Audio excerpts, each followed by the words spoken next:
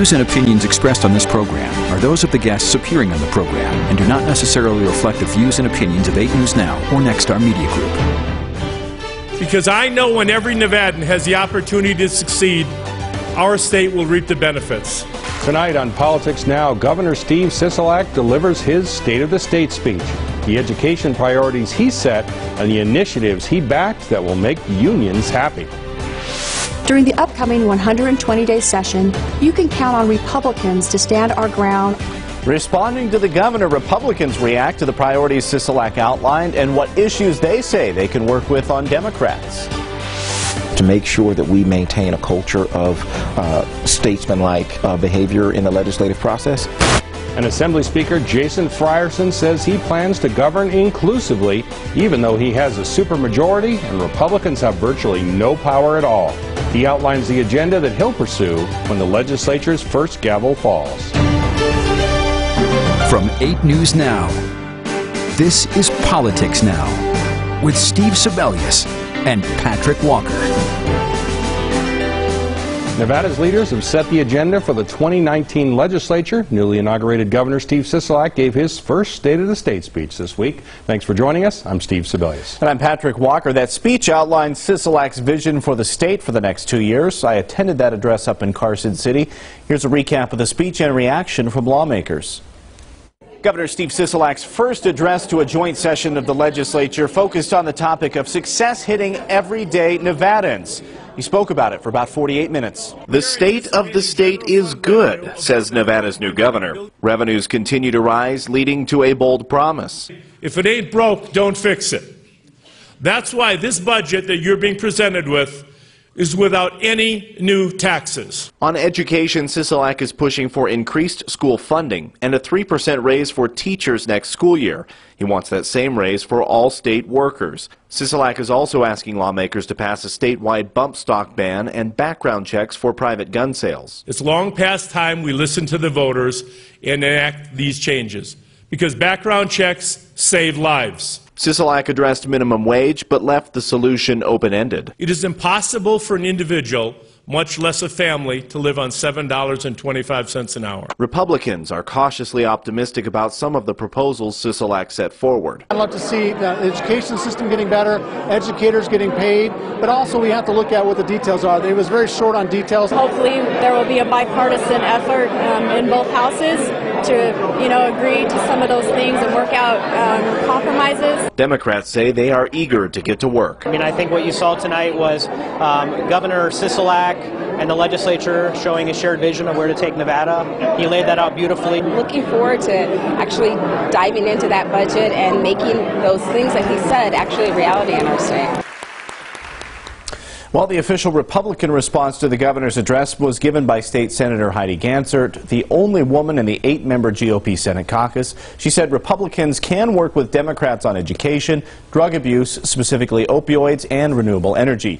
You can watch both of those speeches in their entirety at LasVegasNow.com. Well, unions saw a lot of love from Sisolak during that speech. Yeah, Sisolak got elected with the help of organized labor, so it's not surprising he'd be friendly to many of Nevada's unions. Proposing a pay increase for state workers and Nevada teachers is one thing, but promising to grant state employees collective bargaining rights, that's a much bigger deal, even if Sisolak didn't name a date by which it should happen. Republicans have opposed collective bargaining for years because of future increased costs to the state. Currently, local government employees, police, firefighters, and teachers have collective bargaining agreements, but Nevada's state workers have never had that right, and pay raises are just one thing that the unions like. This session, I will work to return prevailing wage to public construction jobs, as it was before the 2015 session, and most importantly, for our children's schools.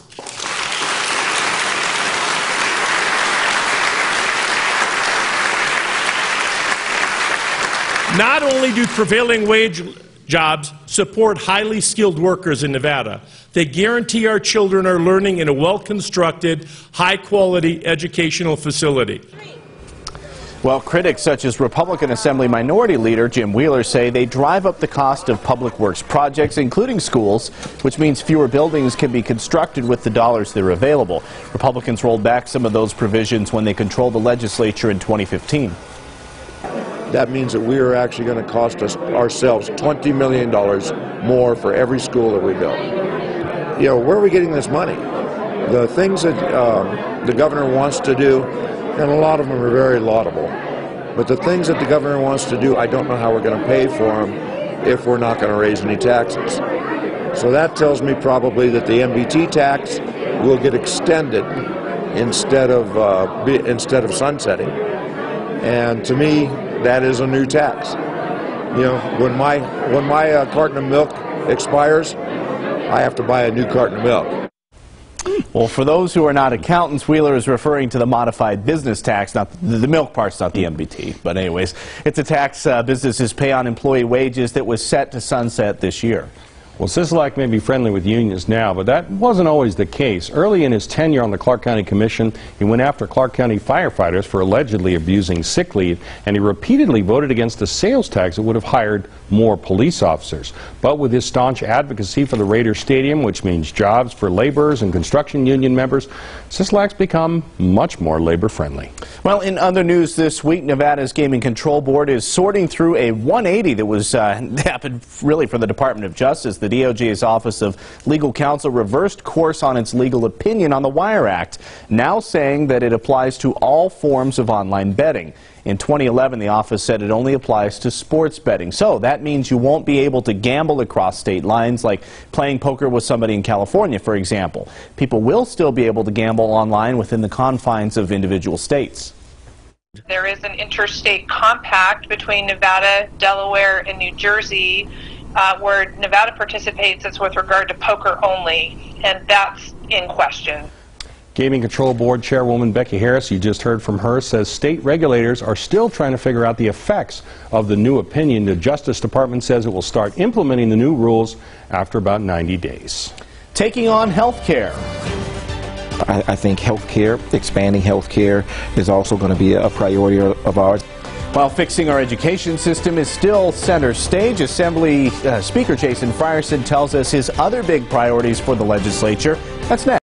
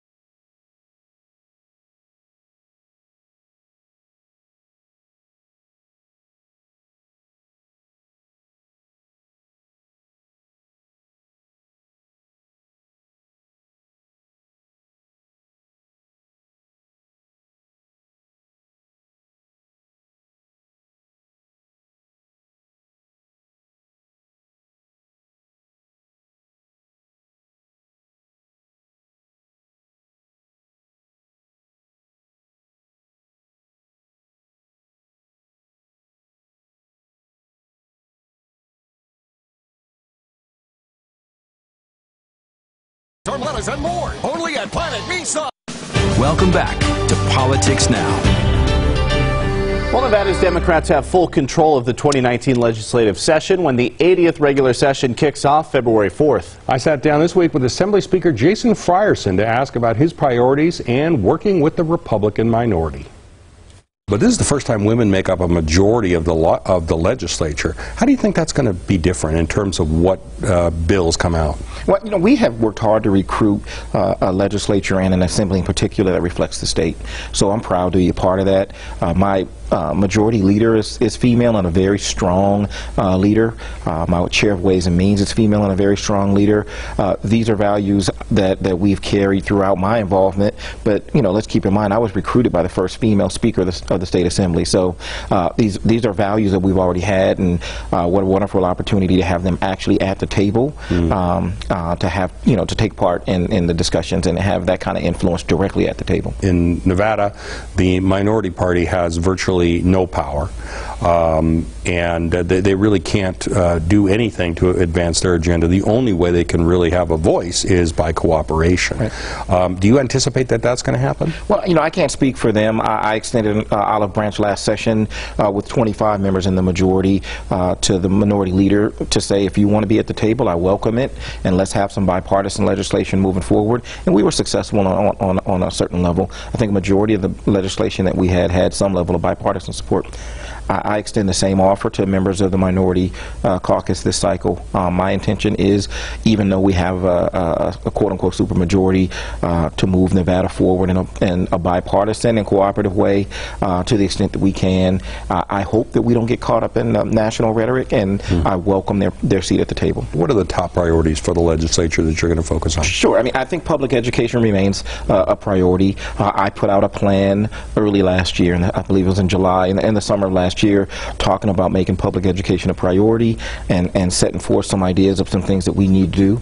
I think healthcare, expanding healthcare, is also going to be a priority of ours, either expanding it or at the very least making it more affordable for everyday Nevadans. Those are two big priorities for me, and it's always been a priority of mine, is to make sure that we maintain a culture of statesman-like behavior in the legislative process. I think we need to lead and show the country that Nevada has a free spirit, and I think that a way of being united, especially after last year, that a lot of other states haven't been able to show. So I think we'll continue to do that. Of course, renewable energy is always going to be a priority of ours, so we're going to have to focus on that. Criminal and social justice reform is something that we are going to also have to make a priority, but we're going to do it together. There were a number of bills that were vetoed by the governor.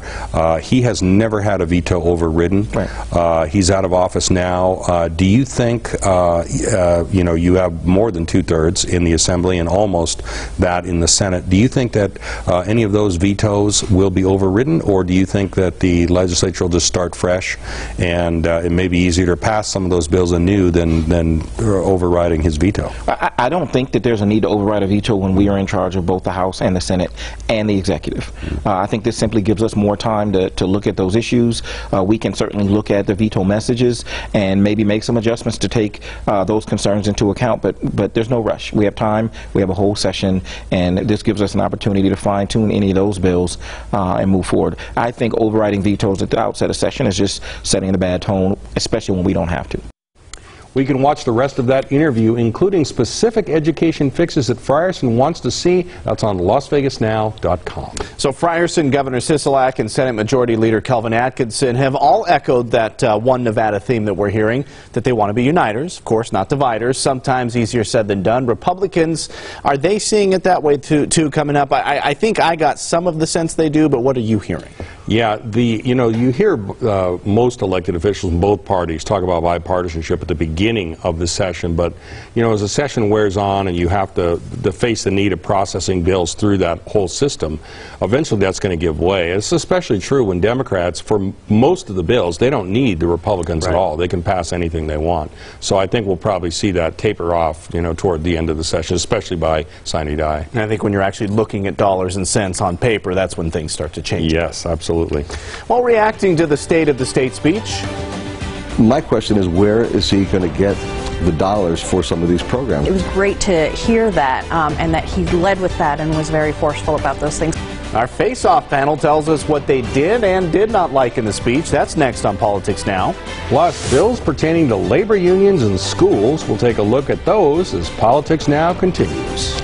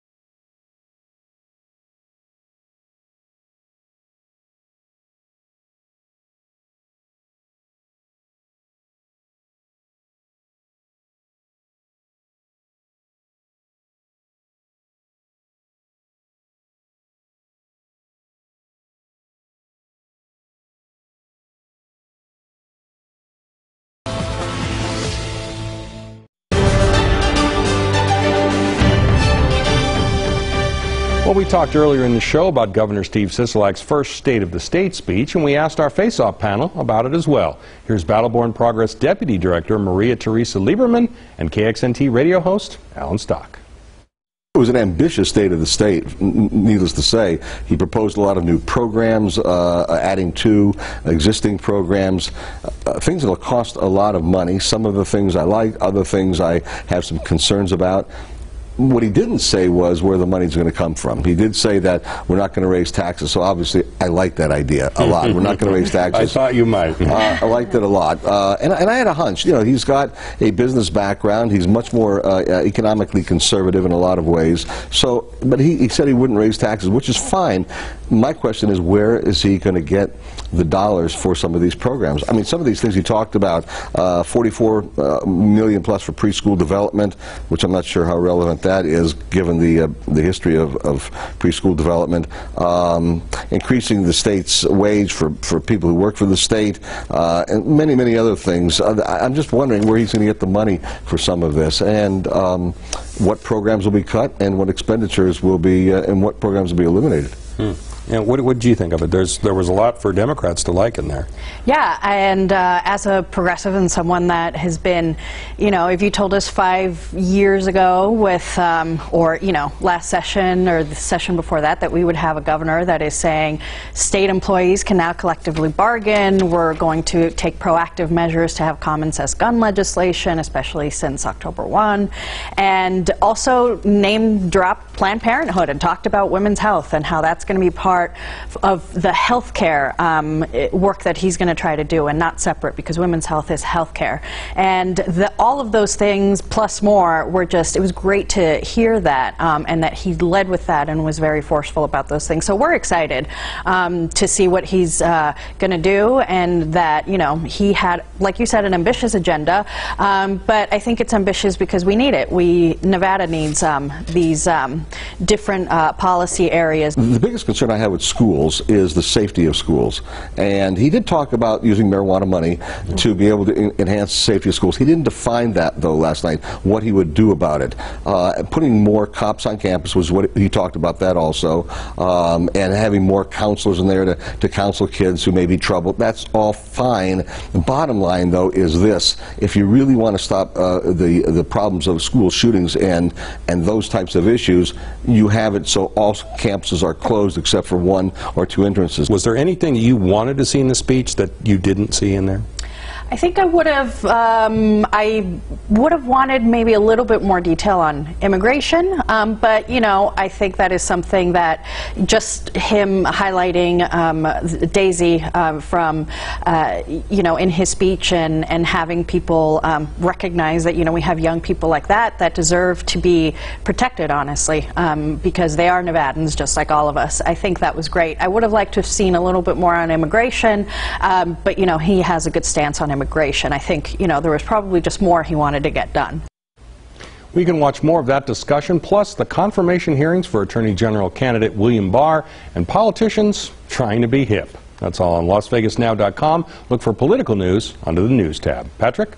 All right, Steve, this is Eye on Carson City, where we're telling you about some of the bills that are going to be taken up at the legislature coming up in just a few weeks. So this week, we're taking a look at school-related bills. A bill in the state Senate that was requested by the Clark County School District would limit how much unions can get to during collective bargaining negotiations. SB 26 excludes certain money in districts' accounts from being used by arbitrators to award concessions to labor groups. Currently, arbitrators are directed to consider whether the district has the, quote, ability to pay when taking a look at the competing proposals.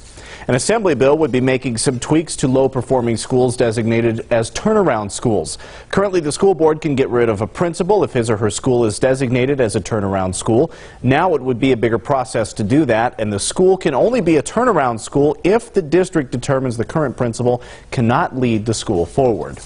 And Governor Sisolak proposed some school money programs that will have to become bills in front of the legislature. He pledged more than $63 million to the Read by Grade 3 literacy program. That's currently funded at $22 million. That program will need some tweaking since a provision that students who can't read by grade 3 will be held back will be kicking in pretty soon. Also, he would double funding for Zoom schools from $50 to $100 million to provide intensive services in schools that have a high percentage of English language learners. So, Steve, as we've gone through all of this, despite the extra money, there are bills that are pertaining to read by grade 3 that would have to be modified, right, if some of these requirements change? Yeah, there are some bills that lawmakers have sought that would modify the Read by 3 program, presumably because there's a large number of students that are going to be held back, and the district just doesn't have the capacity, the classrooms, the teachers, to deal with that. So I think there'll be some modifications. But Speaker Frierson told me in our interview the goal of having kids be able to read by 3 is an important goal, and we've got to do everything we can to kind of get there. So it'll be interesting to see how they handle that. Don't get in early, it snowballs down the road. Absolutely. Well, President Trump's Attorney General nominee facing a confirmation hearing this week. Our Washington, D.C. correspondent Alexandra Limon tells us if it helps sway any Democrats to vote for it.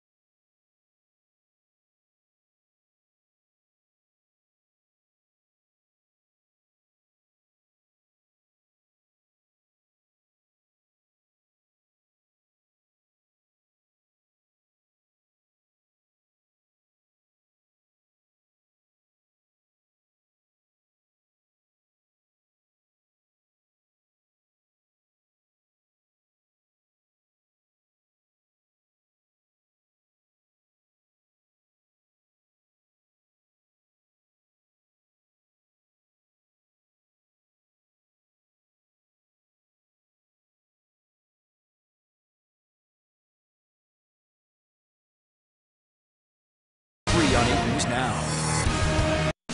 You're watching Politics Now. United States Attorney General candidate William Barr faced the Senate Judiciary Committee this week. Our Washington, D.C. correspondent Alexandra Limon was at those hearings, and she talked to us about how they went. Let's talk about the confirmation hearings for William Barr to be Attorney General. He was there testifying this week. Did he allay the fears of Democrats that he was going to be too cozy with President Trump?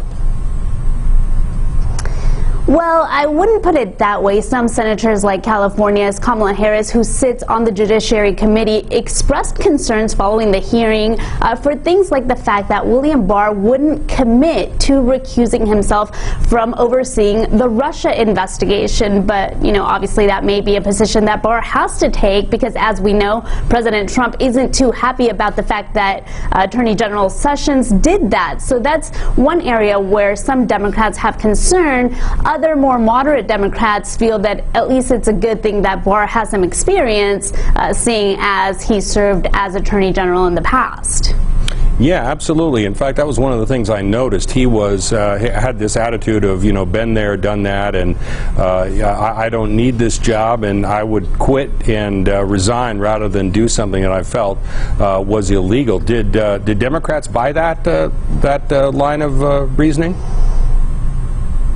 Well, I think it depends on the Democrat, but I think some do feel that, you know, he is an independent person, has a long history and track record of public service, and that, you know, he really did express firmly multiple times that he would act independently and hasn't been asked to promise anything to President Trump, and that he wouldn't feel, you know, ethically comfortable with doing that or breaking the law in any way.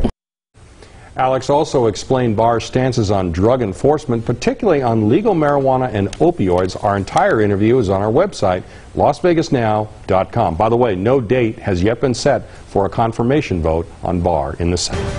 All right, time for What to Watch. This week we are keeping an eye on two upcoming State of the City speeches. The first is from Henderson Mayor Deborah March. That's Tuesday the 22nd. Kicks off at noon inside of Green Valley Ranch. It'll be themed Henderson Smart. Tickets are sold out at $50 a pop. And North Las Vegas Mayor John Lee is holding his State of the City speech a week later, Tuesday the 29th. It starts at noon at Texas Station.